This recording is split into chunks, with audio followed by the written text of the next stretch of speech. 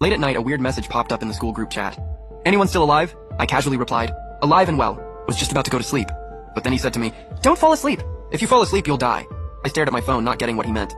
"What do you mean fall asleep and die? Did you have a nightmare or something?" "I didn't have a nightmare. If you don't believe me, go check on your roommates." I got out of bed half doubtful.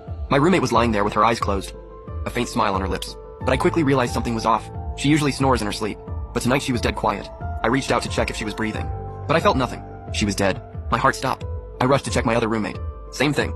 No time to grieve. I headed over to Liu Meng's bed, but then I saw something outside the window that terrified me. Thick fog everywhere, like it was about to crash through the glass. I looked at Liu Meng. His face was twisted in pain, but it seemed like he was still breathing. So I started shaking him like crazy, but his eyes stayed shut. He wouldn't wake up.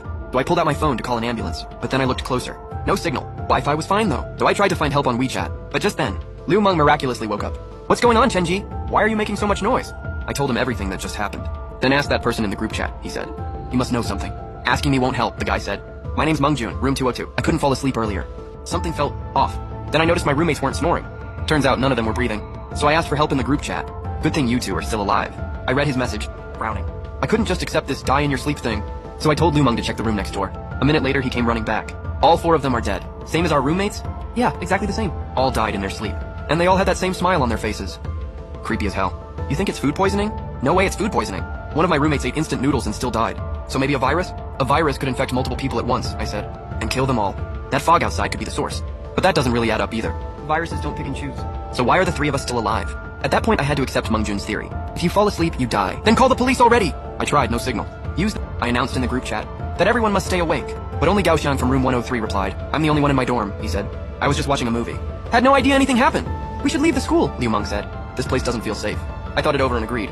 The logic was simple. I didn't see any news about this online, meaning this sleep death thing wasn't worldwide. It's probably just our school. And with that fog suddenly appearing outside, I figured once we get out of school, we'd be safe. I invited Mengjun and Gaoxiang to escape together.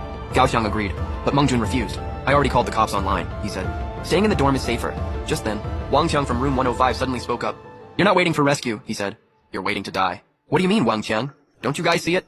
We're cut off from the outside world." "No way. I just called the police." "If you really got through," Wang Qiang said, "the cops would call you back soon. Has anyone tried to contact you? Also, check if you can get any outside news. The latest thing any of you have is from an hour ago." I checked the trending searches, and Wang Qiang was right. The trending page, the comments below, everything was stuck from an hour ago, meaning time inside the school had stopped. No, time inside the school is normal. It's more like the school got ripped out of the real world. So time here is independent now, and I think that fog is the source of the sleep-death crisis. Because before I went to bed, there was no fog. The fog showed up about an hour ago. Mengjun clearly couldn't accept my theory. "How can time be independent?" he said. "That's not scientific." "Exactly, it's not. And is falling asleep means death scientific?" Mengjun went silent. His plan to wait for rescue was shot. No one's coming to save us. The outside world doesn't know what's happening. Staying in the dorm will just make us more and more tired, until we can't stay awake. Fall asleep and die. I started to assess our situation. Even though the school's timeline is now separate from the outside, the oxygen level and temperature inside the dorm feel normal. So from a physical space standpoint, the school hasn't moved. If we can just get off campus, we can escape this nightmare. I invited them to escape one more time.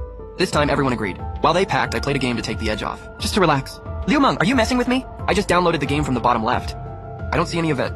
You have to sign up first. After you download through the link at the bottom left, your in-game stats will instantly be maxed out.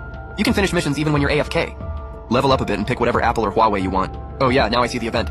5 minutes later, we got to the dorm building entrance. Wang Qiang got straight to the point. Our dorm is in the southwest corner of campus. The west gate is the closest. If everything goes smoothly, we can be out of here in 10 minutes max. We don't know much about the fog. Besides not being able to sleep, we don't know what other rules we can't break, or if there are dangerous creatures inside the fog. So even though the distance is short, we still need to be careful. I nodded. 4 of us can watch our surroundings, I said. The rest can watch above. If you see danger, scream immediately. Everyone agreed. Then we started moving. This fog was not normal. Regular fog feels damp, but this fog was dry inside. Defied basic physics. Also, I could sense something inside the fog. I'm certain that from the moment we stepped into it, something was watching us. The school gate was getting closer, but I felt more and more exhausted. Around the same time, I noticed Gaoxiang wasn't doing well either. His body started swaying, then he just collapsed backward.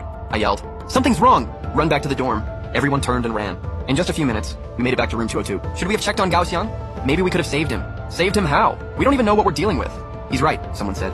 "I think Gaoxiang is definitely dead. If we'd hesitated any longer, we'd probably be dead in that fog too." I found Wang Qiang's words strange.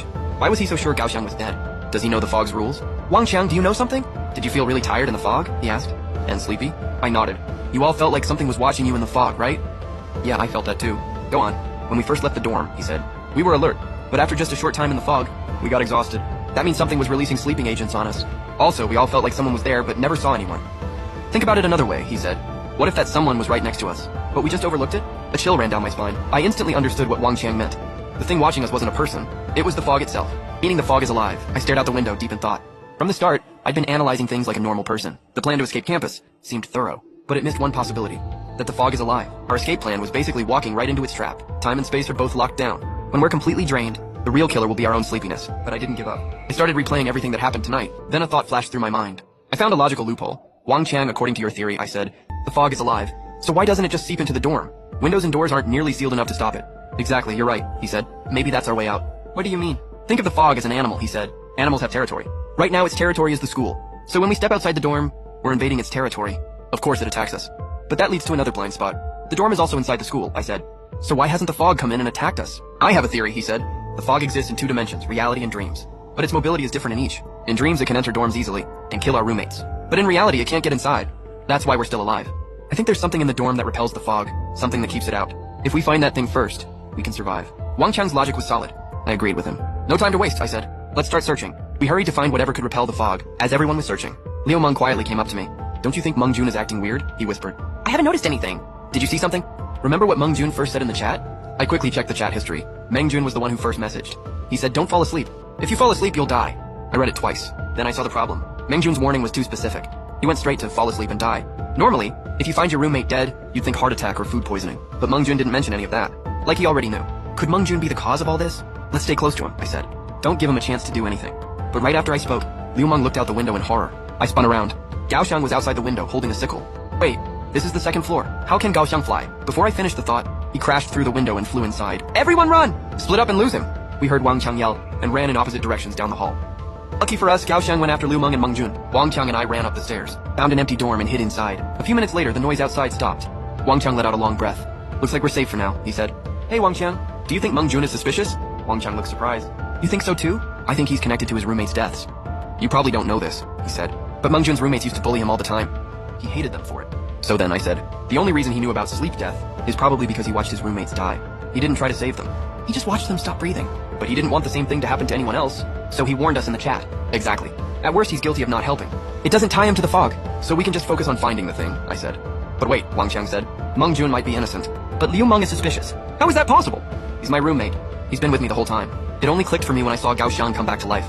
You said earlier, Liu Meng was asleep, and you shook him awake, right? Yeah. I shook him for a long time to wake him up. So how do you know the person who woke up is still Liu Meng? Gao Xiang came back completely different. Could the same thing have happened to Liu Meng? My heart stopped. Liu Meng waking up was strange. Maybe from the start he wasn't really Liu Meng. I immediately called Meng Jun. He and Liu Meng are together. That's dangerous. Then I heard a phone ringing right outside the door. My heart stopped again. If Meng Jun was outside, why wouldn't he knock? But if it was Gao Xiang, he'd just smash the window. Why would he wait outside the door? So I decided to open the door. Meng Jun was standing there, eyes closed, a smile on his face. His phone still clenched in his hand. He was dead, died from exhaustion, fell asleep. No time to grieve. I grabbed his phone, searched through it, and found a weird note in his memo. 4 minutes, 20 seconds. What does that mean? The note was last edited just 10 some minutes ago.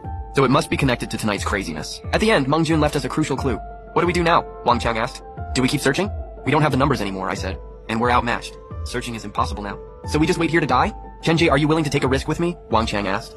What do I have to lose? Either way, I'm probably dead. Tell me, what's your plan? Everyone who died in their sleep had a smile on their face. Why is that? I think they all went to another dimension when they fell asleep. And they felt happiness there. Like a good dream. So the dream dimension really exists? Yes, in reality we have nowhere to go. But if we fall asleep we can enter the dream dimension. I get it. You want to find the fog's weakness there, right? Exactly. We just need to sleep. It's a dead end. But it's our only way out. His idea was insane, but right now it made perfect sense. Gao Xiang died in front of us, I said. You remember, before he hit the ground he was slipping away. That means from falling asleep to dying. There's a safe window. That window is our last chance. It clicked. 4 minutes and 20 seconds and that's the safe window, isn't it? Meng Jun watched his roommates die. So he timed it and wrote it down. You're right. That has to be it. When you first fall asleep, you're safe. After 4 minutes and 20 seconds, something horrible happens. And that kills everyone. How about this? I said. I'll fall asleep. You stay awake and watch the time. When it's almost up, wake me up. That won't work, he said. There's no point. Even if I wake you up on time, you might not remember what happened in the dream. And I can't be sure the you who wakes up is still you. So we both sleep, I asked? That way we meet up in the dream dimension. Yes, that's our only option. No time to waste. Let's sleep. We both lay down. Just seconds later, I drifted off. When I opened my eyes again, I was in a completely unfamiliar place. The pitch black sky blended with the fog. It felt suffocating and dead silent. I started walking. The ground was soft under my feet. Felt unreal. Soon enough, I actually ran into Wang Qiang. Find anything, he asked? Not yet. Let's keep going. See what happens. So we kept moving. But we hadn't gone far when we saw something unbelievable. Rows and rows of bodies lay on the ground. Our classmates. Meng Jun was there too. I stepped closer to check. But Liu Meng suddenly appeared behind us. Liu Meng, did you just fall asleep too? That doesn't matter now. Just the two of you left. once I kill you both, I can welcome the Fog Lord's arrival. What do you mean? I don't understand. No point hiding it now. The fog was summoned by the Fog Lord. Once I kill all of you, the Fog Lord can use my body to come to this world. Then the whole world will be shrouded in fog. What about the people you killed? Why are they smiling? Because they're in a deeper level of dreams. The Fog Lord wove those dreams for them. And while they dream, they produce joyful spiritual energy. The Fog Lord needs that energy to complete his ritual. All that's left is your energy. Ready to become fuel? Liu Meng lunged at us, but Wang Cheng attacked him first. I followed right behind. We fought him together. Soon Liu Meng was done. Looks like the Fog Lord doesn't care who survives, I said. He just wants a body. Chenjie, I've made up my mind, Wang Cheng said. Rather than become the Fog Lord's vessel, I'd rather have a good dream. Kill me. At least you'll live. Fog Lord, I said. You really want my body, don't you? What are you talking about? Wang Cheng said. I'm Wang Cheng. Are you, though? You're too smart. Smart like you already read the script. All your guesses and advice have been correct. That's your flaw. I felt something was off since Gao Xiang came back, I said. If the fog can revive people and control them, why not bring back more? Even just 10 people could have killed us all. But the fog only revived Gao Xiang. And when Gao Xiang attacked us, you suggested we split up. That was a dumb move. It doesn't match how smart you'd seemed before. And the craziest part? Both Liu Meng and Meng Jun agreed to it. So from the very start, I've been the only real person left in this school, haven't I? You orchestrated all of this. And your goal is obvious. To earn my trust, bring me into the dream dimension, and then trick me into killing Wang Cheng myself. That's a pretty wild guess, Wang Cheng said. You've got no proof. Yes, I do. Why did Liu Meng think he could take us both? And why did he tell me the whole truth? If I were Liu Meng, I'd earn your trust first, then stab you in the back. Wouldn't that have a higher chance of success? Hold on, Wang Cheng said. If you're the only real person left in the school, why wouldn't the Fog Lord just take your body directly? Why go through this whole act? If I'm right, I said, the ritual requires a specific condition. Making me, in a moment of extreme despair, kill my own friend with my own hands. Is that necessary condition to complete the ritual? Am I right? Haha, you're as smart as your father, the voice said. I failed 30 years ago, and I failed again today. What do you mean? Nothing like this happened 30 years ago. Yes, it did. But your father saw through my plan too, so he signed a contract with me. I revived everyone. What was in the contract? That I would revive everyone who died in their sleep, and your father would have a son. Then when that son became an adult, I could attempt the ritual again. And your father couldn't say anything about me. No wonder my dad had 7 daughters, I said, and still kept trying for a son. It wasn't about favoring boys over girls. It was because of the contract with you. Enough talk. Sign the contract now. Just like your father did. I have one last question. Why does it have to be my family? Can't you find another body? No. Your family has the blood of the strange in your veins. No one else can take your place. Hearing that, all my doubts were answered. In the end, I signed the contract with the Fog Lord. I just hope my son can see through his tricks too, and stop him from coming to this world. The end. The end of story.